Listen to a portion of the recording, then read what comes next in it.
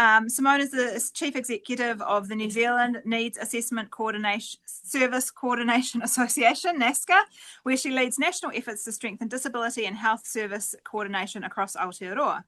A qualified speech-language therapist, Simone brings over 12 years of experience working in NASCs and NASCA alongside a career spanning diverse roles in the health and disability sector.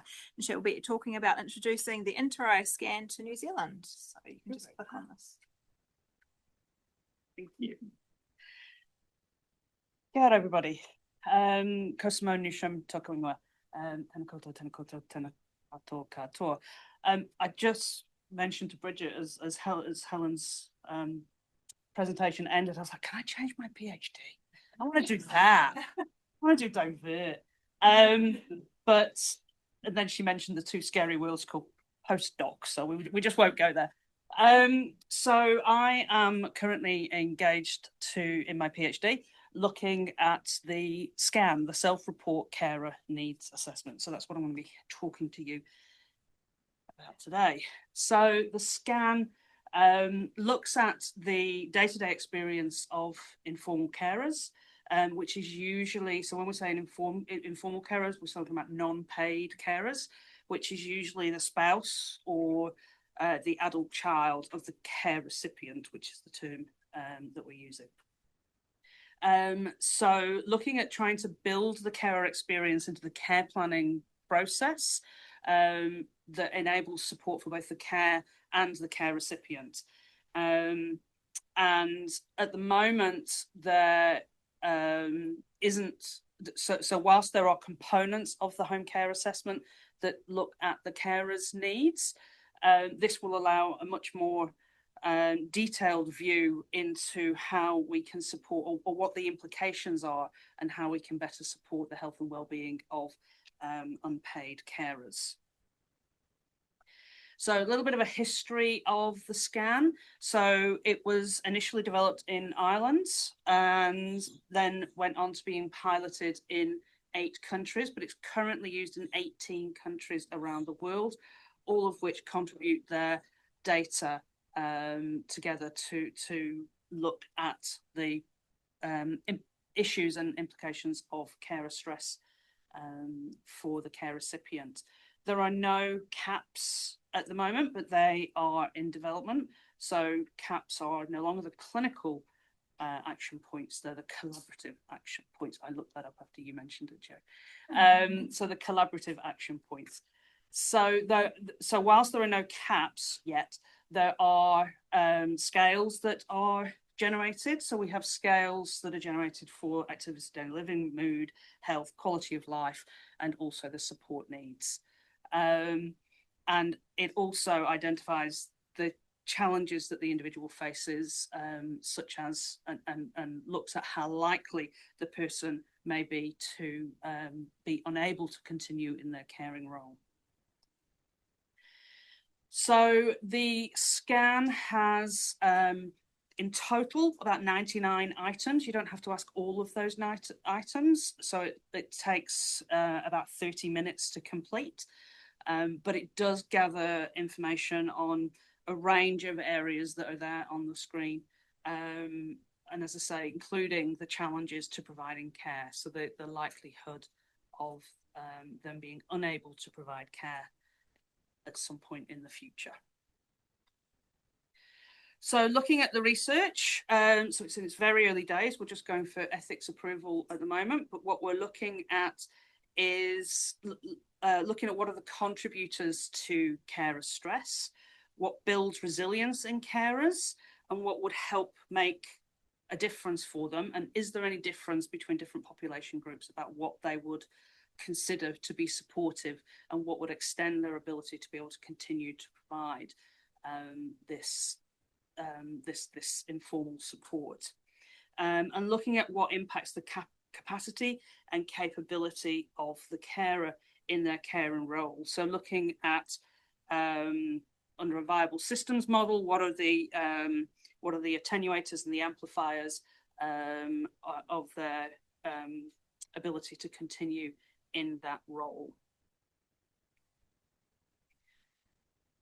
So we'll go through the process of collecting the SCAN data.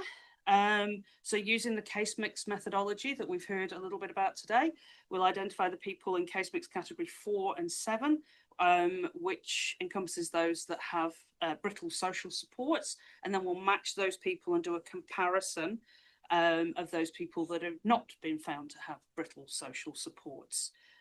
So for those of you that know the model, the letter models will be matched with 4 and 7 that have got brittle supports versus 5 and 6 that do not. So carers in Z have been engaged, and they will conduct or they'll support the individuals over the phone to complete the scan. At this stage, it's a little bit unclear whether we'll validate using an alternative carer stress index. That's something we're going to be discussing with 6th interRAI International, but it's probably that we don't need to because the scan is so well validated, but we may well. And then what we will do is look at the comparison between the carer scale and so what we're finding in the scan versus what we've found in the care scale from the 6th interRAI HC. And then what we'll do is we'll conduct a number of focus groups to talk to individuals to look at what they think might help them or what support they may feel would benefit them, whether that's individualised funding, whether it's formal respite, carer support, day activities, support groups, or whatever we haven't thought of, to think about what form of support may increase their capacity and capability to continue in their caring role. And then the key thing that we want to do is monitor the care recipient's journey through the health system. So looking at presentations to ED, length of stay, admissions to aged residential care, looking at how they progress up the case mix methodology, to say, is there a correlation between the status of the carer and the outcomes for the individual?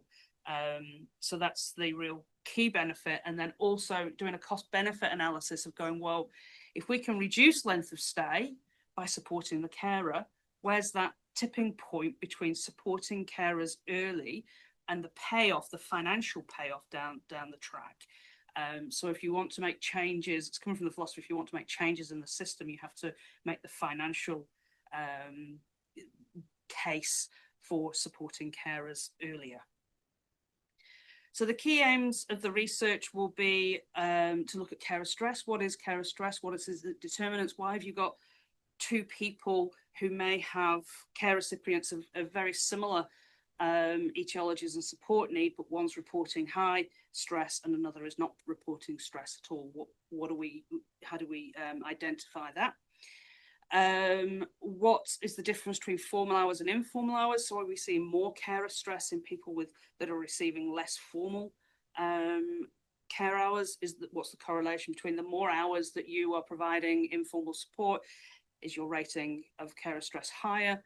Not necessarily, but that's something we will look at. And how can carer stress be managed in a viable healthcare system for older people? So again, it's that cost benefit analysis.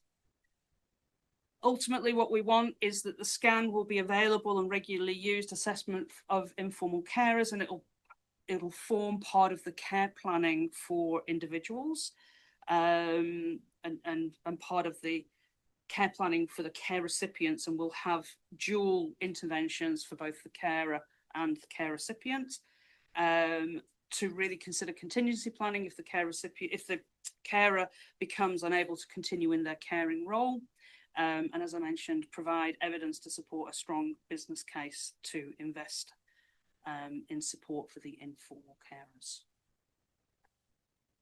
That's me. I'm well under time, aren't I? You are. Thank you, Simone. Fantastic presentation and really important part of this group, right? So those that are looking after those that we traditionally were included in the inter assessment. So I'll open the floor to questions for Simone now.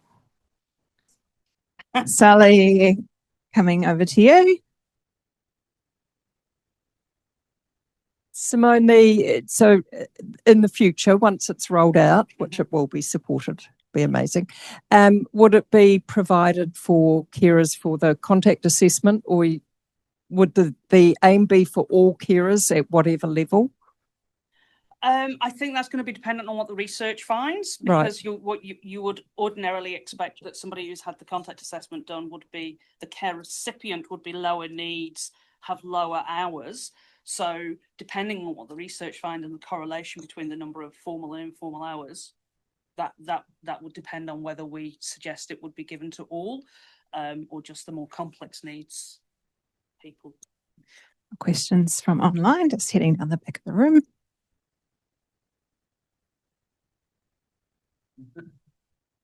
Simone, this is from Ulrich. What considerations do you give to the different expectations for caring in Māori and Pacific settings, especially how carer stress may be expressed in different ways? I think that's a really good question. As I mentioned in the presentation, we are considering the different experiences of different ethnic groups, but certainly that's something we need to consider. And I may be drawing on my colleague Joe to see what whether there's any links we can make with the work that you've done using the checkup self-report in Māori populations. Any other questions online? Questions from the room? Comments from the room? Oh, thought I got away with it. I'm looking at your last two bullet points, Simone. Good presentation, by the way. Really, we're talking about unexpected or unknown liability. Yes. So anyone from funding should be alert to this. Yes. Because if you have an elderly person who's looking after another old person, and then their caring is causing so much stress that they too then become a person who needs to be cared for, you're doubling your outlay. So I'm sure you'll have an economic analysis in that. That is the plan. Yeah, but I think that'll be a powerful argument. Yeah, and I think it's something we probably suspect anecdotally, but it'd be really good to have some evidence base to, as I say, make a robust business case for the economic benefits of caring for the carer